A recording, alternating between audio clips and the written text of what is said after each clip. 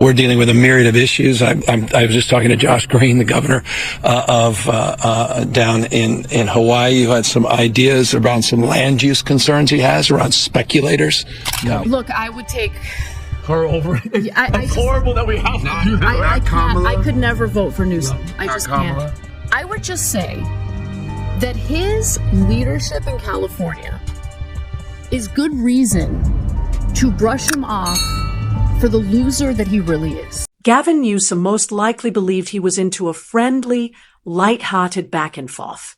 Rather, Anna Kasparian arrived prepared to hold him responsible, and she didn't mince words. There was no drama or yelling, just scathing, collected criticism that struck home. Newsom was beaming at one point. The next time, he appeared to be considering how quickly he could leave the room. To put it simply, this was a public reality check that he didn't anticipate. It wasn't a debate. Car's gonna get broken into, okay? You're gonna get robbed. Nope. Using taxpayer money, funneling it to nonprofits so they can literally buy crack pipes and hand them out at Skid Row. And there's video evidence of that. Paying incredibly high taxes that go to what? So yeah, I'm sick of it. And honestly, just experiencing what I've seen on the ground in California has made me question a lot about left-wing ideas. Please remember to hit subscribe if you're enjoying this. It really aids in the channel's growth. Let's go back to Newsom now. He most likely assumed it would be another well-executed media appearance. Suit spot on, hairstyled, and ready to grin. Everything appeared to be in order. Let's just say that Anna Kasparian wasn't in the mood for small conversation when she took over. She bluntly criticized him for attempting to play both sides, behaving like a progressive while neglecting pressing issues and cozying up to millionaires. It was unavoidable, straightforward, and composed. 2014, voters in California overwhelmingly supported a ballot measure to support building more reservoirs in the state in order to bulk up our water infrastructure because we live in a drought-prone state. That passed in 2014. Funding was attached to it. You want to know how many reservoirs have been built since 2014? Zero. This state is an utter joke because of the people who are governing it. Gavin Newsom right now is at the top of that list. Let's face it, Gavin has spent years juggling his political obligations. Even as he discreetly approves new oil drilling, his calm, moderate assurance gives the impression that he is addressing climate change. He has established a polished reputation as the go-to person in California.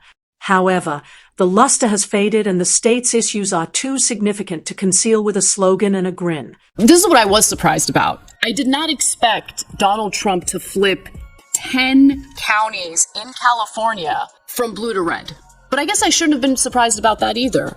Because when you look at the conditions that people are living in a Democrat-controlled state, well, yeah, you can understand why people are turning their backs on the Democratic Party.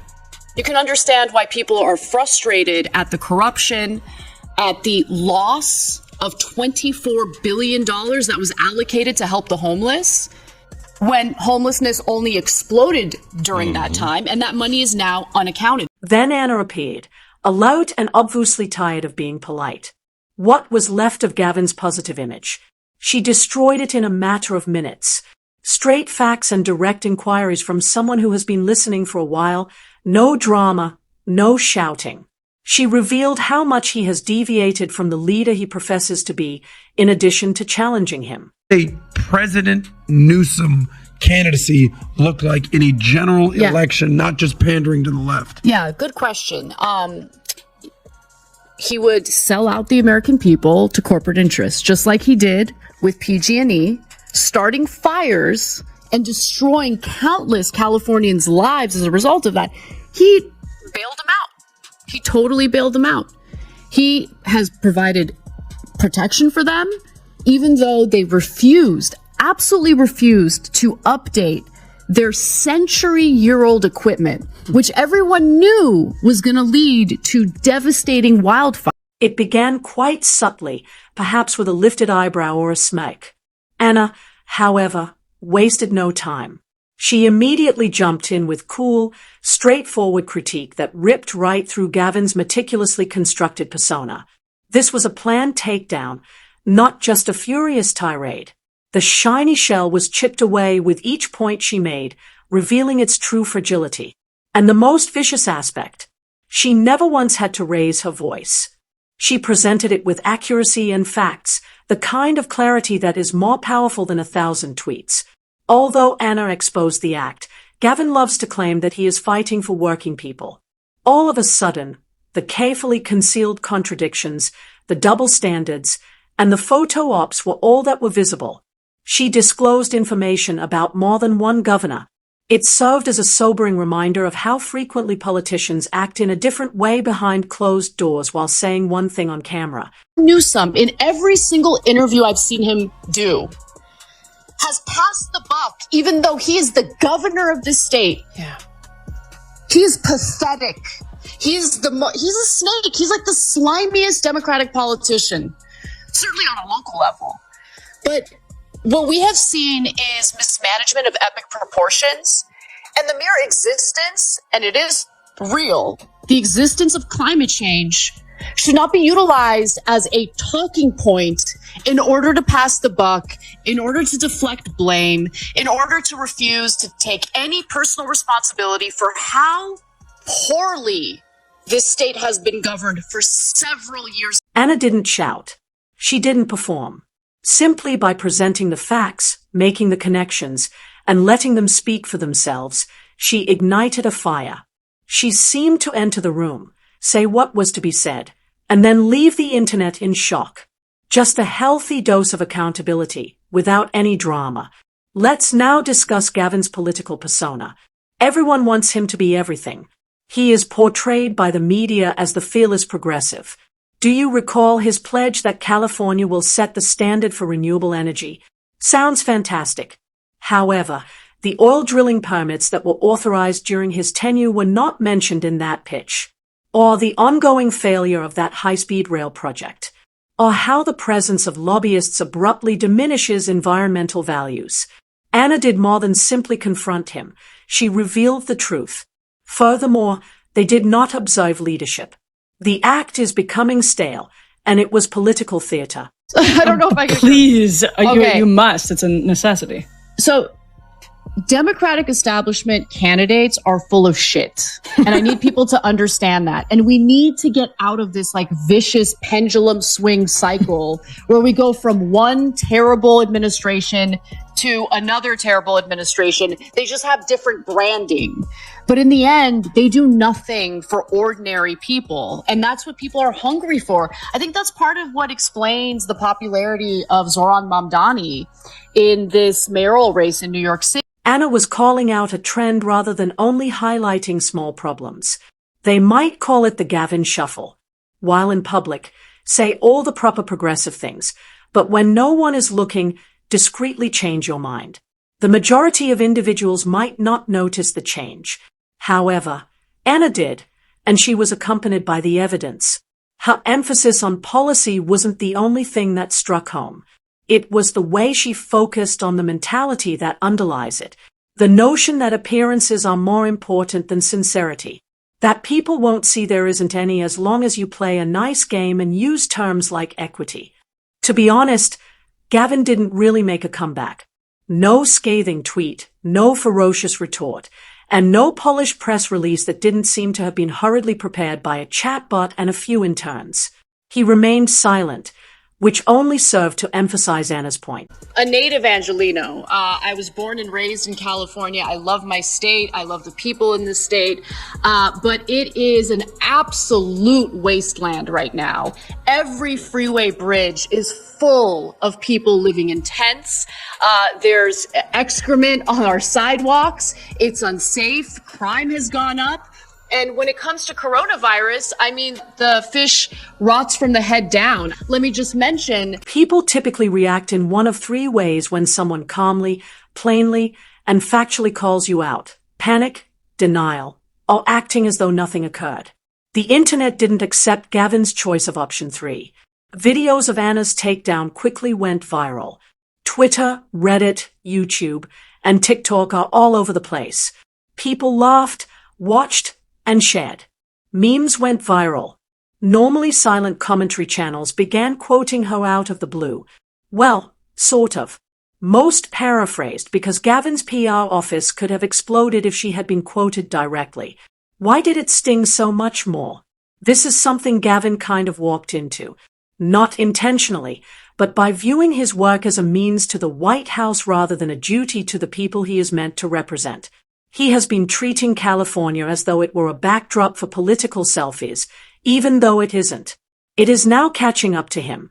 Oh, I'm sure he really does find it funny. He's not bothered by it at all. You just heard the bitter statements of a snake who unfortunately serves as the governor of California. Some like to refer to him as Gavin Newsom. I like to refer to him as a smarmy failure of a politician out of the state that I was born and raised in. Nonetheless, Gavin Newsom was fighting hard to be the guy who stepped in to replace Joe Biden if he dropped out of the race, of course. Anna, meantime, sat there as though she had been listening the entire time because she had. She witnessed the lavish fundraising events, the covert policy reversals, and the orchestrated picture opportunities intended to appeal to all demographics. She also ensured that everyone else saw it. She didn't have to act out or yell. Rather, she dissected everything using cool, straightforward reasoning and a hint of sarcasm. It was sharp, concentrated, and under control. Anna did more than simply criticize Newsom. She meticulously revealed every flaw in his political persona, breaking it down piece by piece. This wasn't just a fit of rage. The version of Gavin that is marketed to voters, the so-called progressive who consistently delays healthcare, skirts tenant rights, and talks tough about homelessness while doing little to address it, was directly challenged by this. You can't run a state like it's a movie trailer, all flash. No follow-through struck a particularly powerful chord. He's so cool and relatable in his genes, and but like between Cuomo and Newsom, these are actually two really good examples of people who represent the Democratic Party establishment who have not fully reckoned with their unpopularity during the COVID crisis and are now sort of trying to be as powerful as they were before without, I don't know, maybe actually even being seriously introspective as opposed to whatever the hell that was.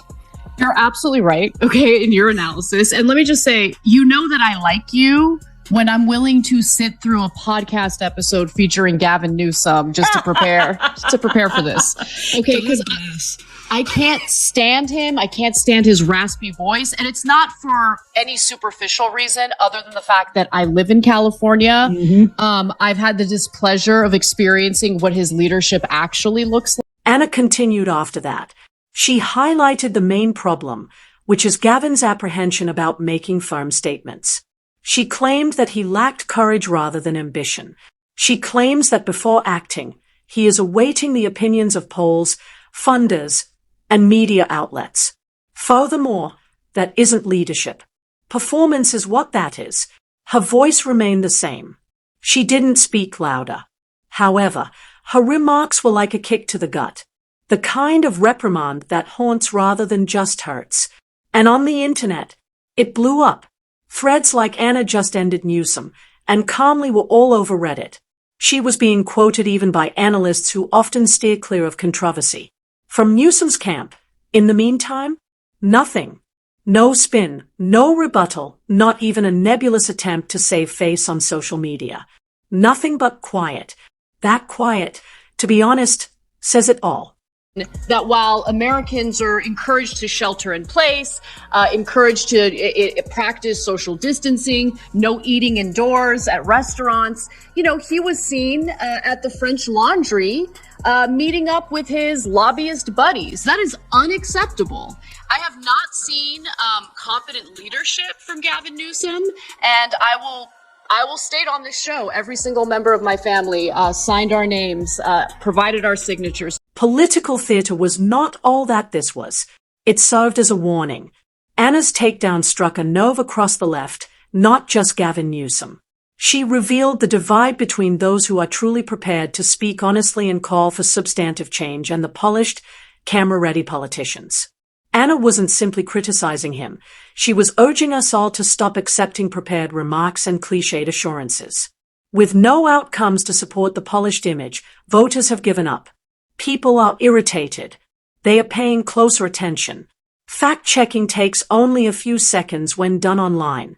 Anna was aware of that, and she addressed her mounting impatience head-on. Just the truth. No filter, no fluff.